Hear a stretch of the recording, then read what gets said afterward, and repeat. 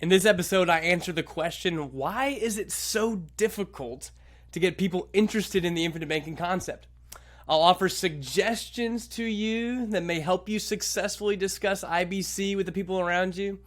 And if you're new to IBC and are trying to figure out if this is a worthwhile endeavor for you, answering this question will help you understand why IBC can feel so difficult to comprehend to its fullest. Welcome to Dollars and Nonsense. If you follow the herd, you will be slaughtered.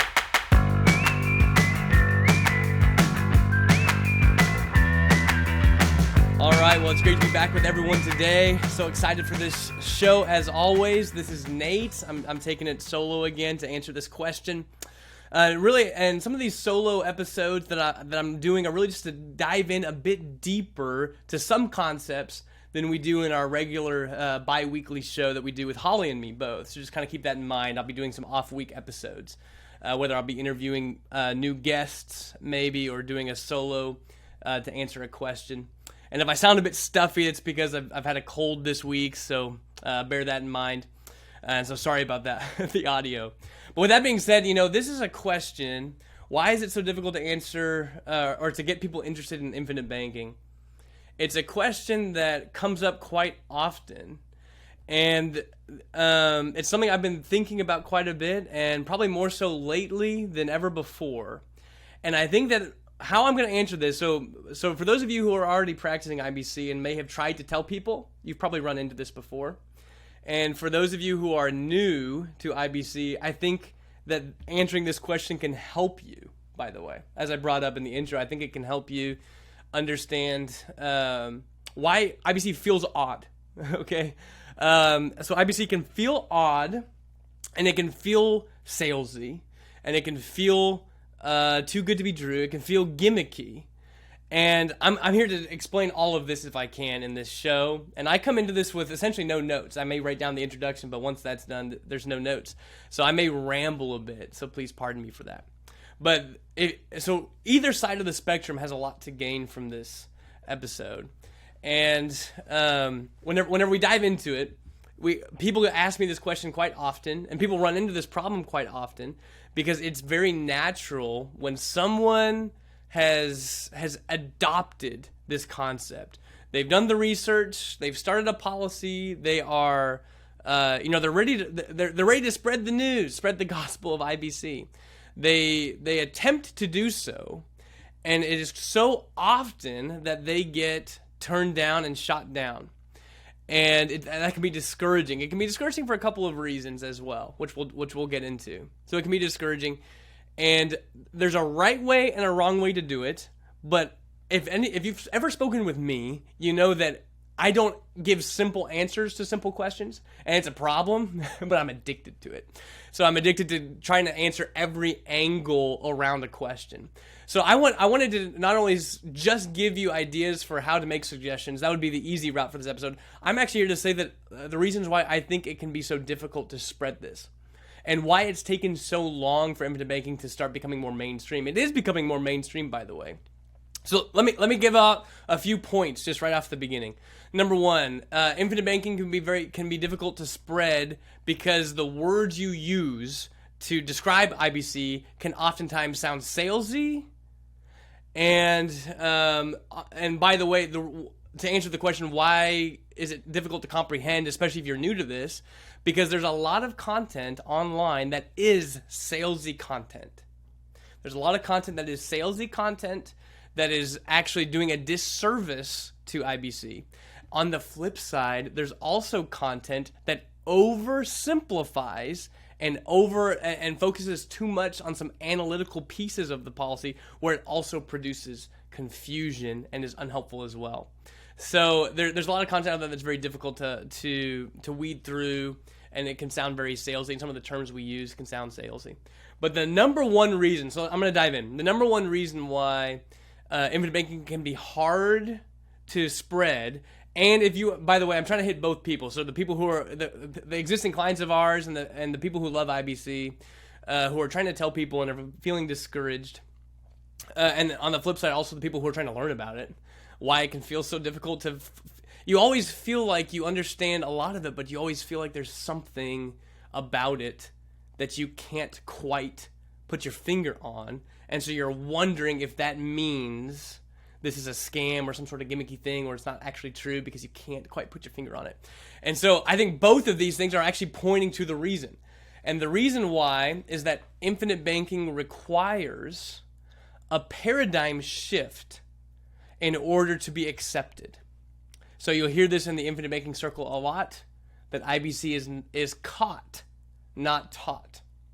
And the idea is mainly that it requires more than just facts in order to convince this. So I'm going to describe why IBC requires a paradigm shift, and then that would then help us answer the question of how to go about it, because everything in life that requires a paradigm shift has to be done in certain ways in order to get someone else to be convinced of this paradigm shift. So my premise for this entire concept is that the reason why it's difficult for you to fully comprehend if you're new to this, and why it's difficult for those of you who have been trying to tell other people what you're doing and why they're not accepting it, is because it requires a paradigm shift.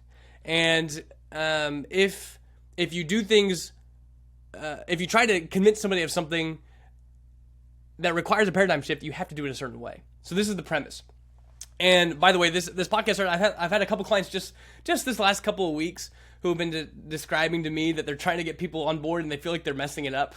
They're trying to get people excited about it. And you're probably listening to the show, Garrett being one of them and Brian being another. So welcome to the show if you guys are listening. I know you guys normally do.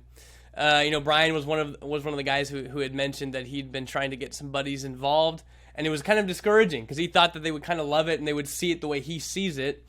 And he goes and meets with a group of people, 3 or 4 other people, and they just they didn't like it. They thought it was weird. They didn't want to get involved with it, and it was of course discouraging, because then he's maybe concerned whether is this actually a good idea, and discouraged that he wanted these people to be running mates with him. And so that's what this episode's really all about. So I'm going back to my premise that it requires a paradigm shift. I'm gonna talk about why that's the case. But just to start with, I'm gonna mention that everything that requires a paradigm shift has to be introduced in certain ways. Especially if you're not any good at sales, by the way. So I'm not good at sales. I'm in a sales world. I'm just actually not very good at it. And I don't enjoy it. And so that's one of the reasons why I think that people can bypass the normal route for paradigm shift, is just by being an extremely charismatic salesperson. And there are some extremely charismatic salespeople in the infinite banking world, and they are convincing people in mass to join in. And a lot of times what they're saying is not true, but people are buying into it because of how charismatic they are. I kind of wish that was me sometimes, but I'm not. So that being said, unless you are a charismatic salesperson, you're gonna have to go about this a certain way. And by the way, if you're learning about IBC and you are turned off by charismatic salespeople, then you're not going to dive in because of a charismatic salesperson talking to you. You're going to need to go about this the way I'm about to say. So I was thinking about this on a deep level. I'm kind of a philosophical person, and so I was thinking about this on a deep level. In my own life, I have a paradigm. And I'm a believer in Jesus Christ. I believe that he was a real person who came. I believe that he rose from the dead. And I believe that because he rose from the dead, he's the only person in history to predict his own death, how he would die, and to predict that he would rise again. And then he claims to offer that to anyone who puts their trust in him and becomes a disciple of his. And so if I choose to believe that as my paradigm, which I have, that will then filter its way down into everything that I do. That is a paradigm of mine. So the universe is seen through a paradigm where there was a guy who was alive, who said that who equated himself with God, who called himself the Son of God, essentially calling himself divine, and who said that through him there is eternal life, and that he would author it, and it would be proven to the world by his resurrection from the dead. That's what he came to do, and that in him there's forgiveness of sins and life forevermore. And so he goes out and says this, and he does it. And so my entire view on life and in the universe is filtering through that paradigm, that actually happened. So that then paints a picture of everything I see in some way, that Jesus is somebody worth following, and that his teachings are worth investigating because of this paradigm I have, of course. And so what I'm saying is that it filters everything about me. If an atheist or someone who, a non-Christian, non-believer, or certainly an atheist, and I'm sure there's some listening, I'm not trying to attack you, we can be best friends without you being a Christian, of course. But what I'm saying is, if they were to come to me and then try to convince me that my paradigm is wrong, they had better do it the right way, or else it's going to, of course, produce nothing at all. So what I've found, and then the same is the reverse, by the way, that if I was to sit down and have a conversation with someone who was not a believer, and maybe was even opposed to it, the way that you would shift a paradigm has to be done delicately, and it has to be done in a certain way.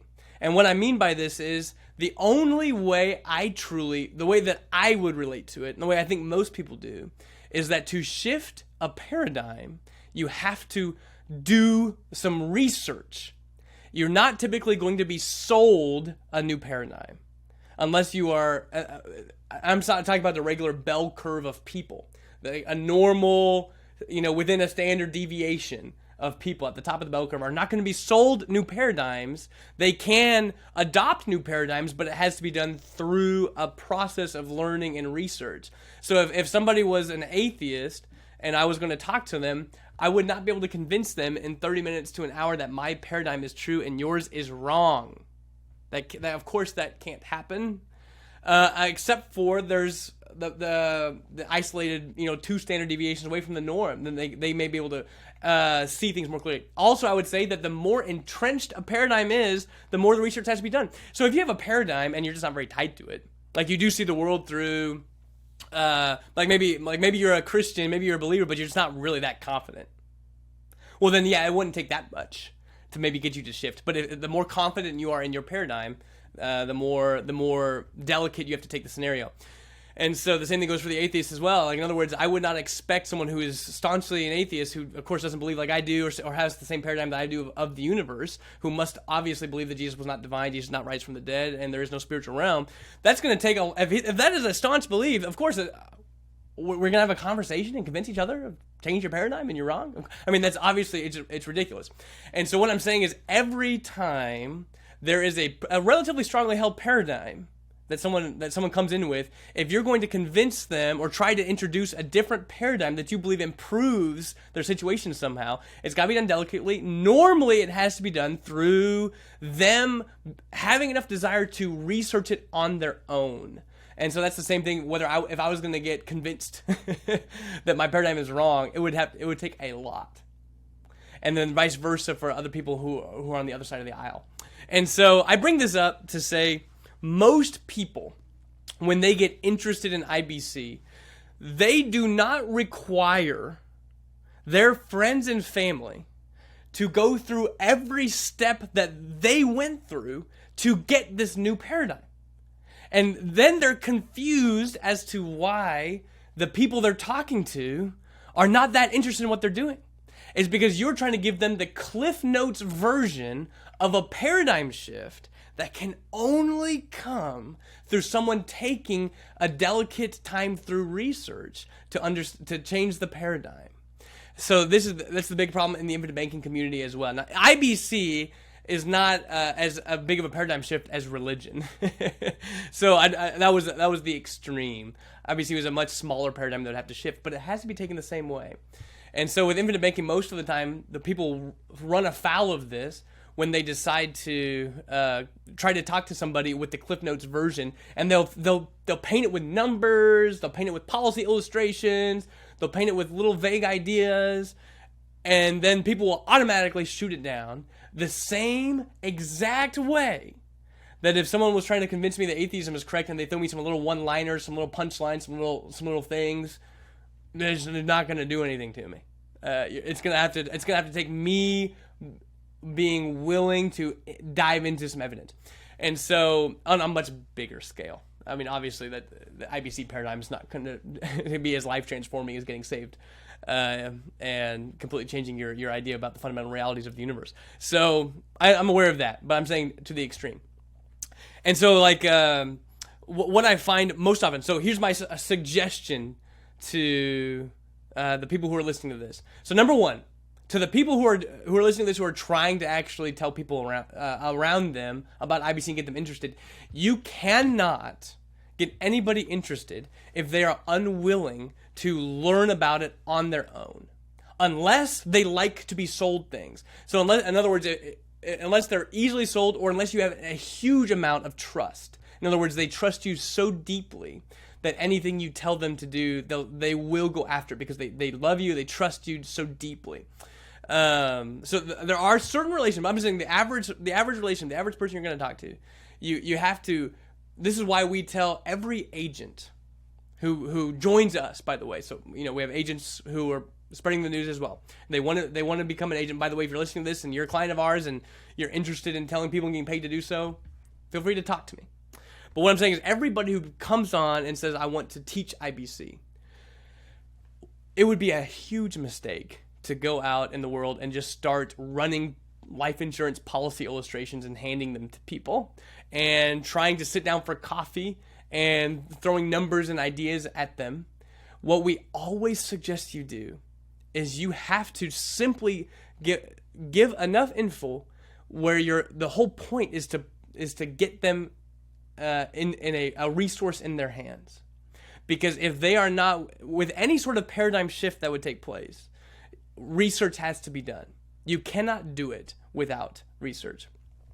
So the reason why I think that IBC requires a paradigm shift, and it kind of comes in multiple ways. So in other words, if I was going to, this is why we've always said you need to read Nelson's book, you need to listen to this podcast, go consume a lot of episodes, you need to take the beginner's course, you need to get yourself, anyone who's going to get started with this and wants to join IBC should change their paradigm first. And so to do that, it can't be a simple little conversation, and it can't simply be a run of numbers. Oftentimes it involves you telling your testimony. That's a common paradigm shift advice, by the way. You tell your testimony, what it's doing for you. I switched my paradigm and I'm getting these results. I'm really liking them. Maybe you would like them too. Don't go into numbers. Don't go into the analytics. Here is some resources if you would like to learn about this new way of building wealth. So that's a normal route before, and I have so much to say, and I'm already deep in to this conversation, and so I'm gonna try to get through this very quickly. One more thing, a couple more things to note, and I know I ramble. A couple more things to note. Nelson Nash, when he wrote his book, the way that he wrote his book, the book that called Becoming Your Own Banker, the book that started the entire infinite banking concept as an idea. When he wrote his book, he was very careful to write it in a certain way, and the way he wrote it irritates some people. Some people actually like it, but it irritates some people because first off, he's not a great writer. He's not some educated author. He wrote the way that he speaks, and he speaks like a guy from Birmingham, an old timer from Birmingham, Alabama, for sure. And so it's kind of fun to read. He's a character, and his character comes through the book. So, but he wrote it in a certain way because I believe he fully understood that IBC must require a paradigm shift. And that's why in his book, he oftentimes speaks in metaphors, and he oftentimes does not give answers away with concrete numbers and details. He did not write an IBC treatise on the mathematics behind why infinite banking works. Now, of course, there's math in there, but what he was trying to paint is that this concept, this idea of becoming your own banker, is deeper than just a life insurance policy, and it's deeper than just the benefits you can put on paper, because he was trying to pitch it as a new paradigm. That's what he was trying to pitch. And if you're going to have someone shift to a different kind of paradigm, they have to think for themselves inside of that new paradigm. They cannot be force-fed the new paradigm unless you're a very charismatic salesperson or unless they are outside the standard deviation bell curve, in which case they're looking for that type of thing. So that's the way Nelson Nash wrote it. He wrote it as a paradigm shifting. He would remind you to go remind yourself of this metaphor when this question comes up. Remind yourself of, go back to this page if you want to, if you're thinking this question and that doesn't quite make sense to you, go back to this page where we discuss this metaphor. And people are like, I don't want to do that. But he's trying to help you see that it requires a paradigm shift. He's not here to sell you on this idea. He's here to say this is the new way of life. Is the money in your bank account losing value instead of growing? Are inflation and taxes going to get better or worse? Conventional banking makes the bank rich using your money and pays you little to nothing in return. We believe in challenging the status quo. After all, most of those conventional tools only seem to make someone else rich. Let us show you how to beat the banks and inflation. Visit livingwealth.com/beatinflation. You'll receive instant access to what we call the beginner's course. This in-depth and easy-to-follow course teaches people how to create and profit from infinite banking. You can become debt-free, in control, and achieve financial security and significance. Stop letting the banks and Wall Street dictate your financial future. Go to livingwealth.com/beatinflation today to instantly receive free, no-obligation access to this priceless course on infinite banking. Again, that's livingwealth.com/beatinflation. Now back to Nate and Holly. So a couple reasons why IBC, I put it into the paradigm shifting worldview. It's got to be a paradigm shift. Number one, oftentimes people already are stuck in certain paradigms financially. And so the retirement idea, the idea of retirement is a strong paradigm. One that I feel, and it's not exactly tied to IBC fully, but there's more on that. As far as, in other words, you can retire with IBC too. But I'm saying that the paradigm of retirement planning and retirement programming is so so locked in that for us to present infinite banking, we're essentially saying to them that they're essentially bringing their paradigm with them, which is, how does IBC help me retire? And while I think that's a fine thing to say, and while I think that we can certainly help with that, that's not the paradigm. Retirement being the ultimate and only goal for money is kind of a faulty premise to build your financial life on to begin with. And so it was one of the things Nelson tried to uproot when he wrote his book. It was deeper than just, hey, so in other words, if we were to simply pitch, this is what I'm saying, the difference between pitching an idea that's inside of your existing paradigm and how you go about that, and shifting paradigms completely. I'll give this as an example.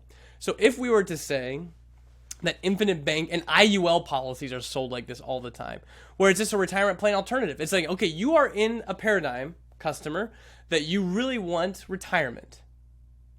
And you are planning for this concept of retirement in the future. Come to me and I will show you a way to remain in this paradigm and just get better results, better retirement results. And so, and people can pitch IBC that way. So they'll say, the IBC plan allows you to grow money without the volatility of the market.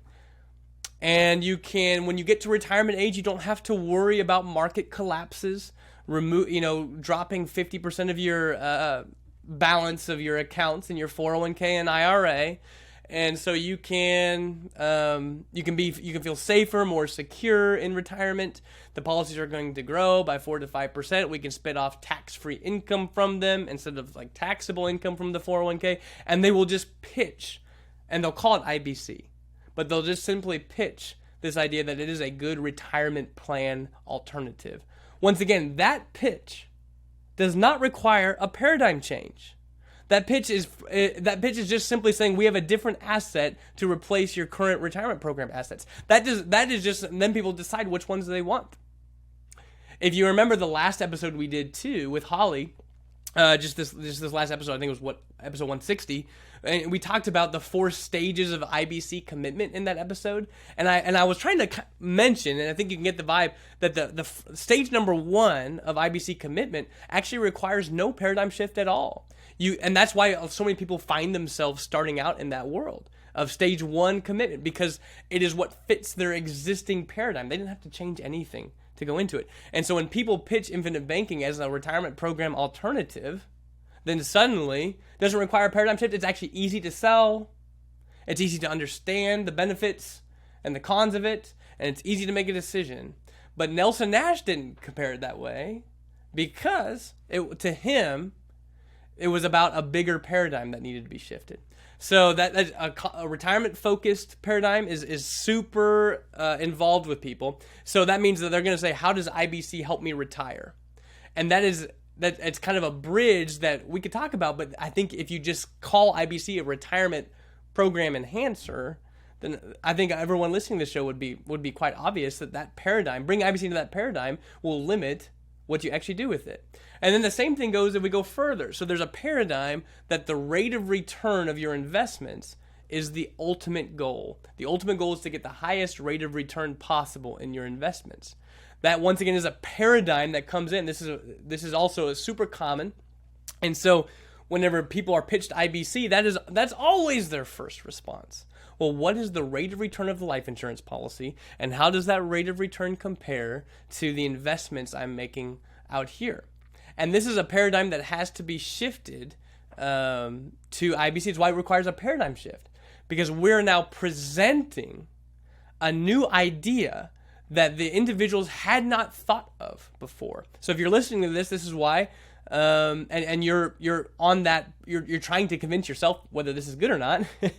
This is why you can feel like it's difficult to comprehend, because you have this paradigm that says my main goal in life is to produce the highest rate of return I can on my investments, and I'm not totally sure if this whole life insurance policy is going to produce the rate of return necessary to offset what I could have used the money to do otherwise. But obviously, if some of you know where this conversation oftentimes goes, that infinite banking is not about investing money in life insurance. It's not meant to be focused on the rate of return of the life insurance policy. It's an important piece to it. But what I'm saying is that it's not actually the ultimate paradigm that you're adopting when you come in. In other words, people don't become, or people shouldn't practice IBC because they love the rate of return of a life insurance policy. What IBC is trying to teach is that everything in life is financed. Everything in life is, the banking function has its tentacles everywhere. So whether you are someone who is just kind of living paycheck to paycheck and borrowing money from the bank to do various things with credit cards and car loans and different things and paying them interest, or you're on the flip side and you're an investor and you've got lots of money going through your hands and that are going out to buy different assets, everything requires the banking function to be taking place. And so what IBC is trying to paint itself as is that it is the ideal banking solution for almost every person and every situation. It's not, as we brought up in the last episode of the 4 stages of IBC commitment, there are some levels of commitment that actually are not objective anymore, that they're subjective, and which means that not everybody should do them based on your own situation. But what I am bringing up is that the idea that you can make money, that having a policy as part of your life and borrowing from it to do things can actually create a world in which you're more profitable than if you didn't have the policy at all and you were just to pay cash for things, is a difficult paradigm to shift to. But it's the most important one to shift to. That the IBC is not selling you a rate of return like an investment would. So you go, I mean, I'm on Facebook sometimes and you're getting investment ads. Come invest with me. I'll give you 12% cash flow rate of return. And we get all of these investments are pitched to investors by promising or hoping for rates of return to take place. IBC is not exactly doing that. It's trying to say that you can practice IBC in a way that's going to produce a brand new a new way to make money, which is why we call it a new paradigm. So that's what I'm saying is because that's people are. If you try to convince people to accept a new paradigm, you can't assume they're already living in your paradigm. You have to don't make the mistake of giving them the Cliff Notes version of the paradigm and expect them to do it. So what we have found, and it remains to be true, is that if someone is not willing to actually research the concept, then they're really not worth spending a lot of time with. So if you're not willing to research it, because it's going to require a paradigm shift, which means you're going to have to learn about it, and you're going to have to shift a paradigm through that process. Because it requires a paradigm shift, you have to allow them to go through the same process that you went through when you came to this decision. And if you try to convince them without that same exact process, and you're wondering, well, why it's not working? Well, it wouldn't have worked for you in that process. So understand that. And so the third paradigm, by the way, the reason why there's one more step to it as well. The kind of the third reason why there's a paradigm shift taking place is because oftentimes people already have a paradigm. They already have a viewpoint of insurance, of life insurance, whether it's from Dave Ramsey or Susie Orman. So there are many paradigms that kind of have to get flipped around and rethought in order for IBC to be practiced well. I would tell you, as I brought up, that there are different stages to commit to IBC. There's different levels of commitment that you can practice IBC at. And the stage one for sure actually doesn't require a paradigm shift. So oftentimes this is where people start. If you don't know how to help people switch paradigms, then you're going to have to convince people only with the discussion that would take place in paradigm number one. But that's the problem is that even really IBC, if a paradigm's not shifted. That's why Nelson Nash focused so much on the way you think. And people don't like that. People want to be sold the numbers. People want to be convinced by evidence. And there is evidence out there, but what I'm saying is Nelson Nash was trying to convince people. It doesn't really matter what the numbers are or the evidence is if you try to bring existing thinking into IBC. And I know people don't like when I talk like this. I also don't like to talk like this, but I know it to be true. So sometimes you have to trust me. That the reality is that a paradigm shift has to take place. For those of you who practice it well, you have shifted the paradigm. For those of you who are trying to learn about it and you're trying to feel like, why is it so difficult? Well, oftentimes it's difficult because you are trying to bring IBC into your paradigm. And that's not judgmental. I'm just saying that's what we do all the time. So if there's a retirement-centric paradigm, a rate of return-centric paradigm, normal paradigms, and then you try to bring IBC and try to convince yourself, okay, I'm only going to do IBC if it helps me retire based on dollars in, dollars out. So if I contribute 20 grand to a 401k or I contribute 20 grand to a life insurance policy, which one's going to help me retire? That is trying to force IBC to be a retirement program based on the paradigm you're bringing to it. And what I'm saying is I think we wish it was that simple, but it is a more complex subject that requires a paradigm shift to understand where it fits overall in your financial life. This is one of the reasons why we also call it the gateway drug, by the way. We've said this over and over again, and I'm loving it. That it oftentimes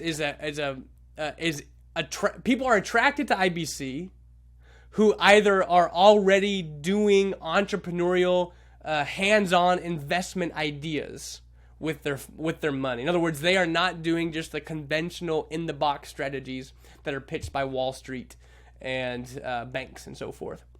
So in other words, they are the ones who have already shot out of the normal paradigms and are investing in kind of different paradigms. So they're excited to learn about new paradigms.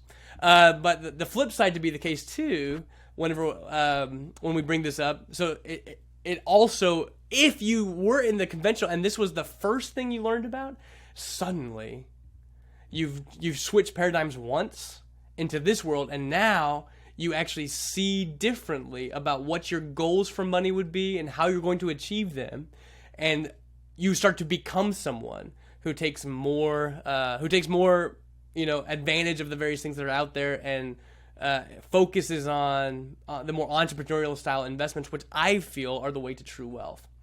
And so that's one thing we say is once you shift this paradigm, this is why we say it's the gateway drug, because suddenly it opens up a whole new world of ideas that you would not have even thought about if you hadn't started with IBC. The vice versa could be true, as I brought up too.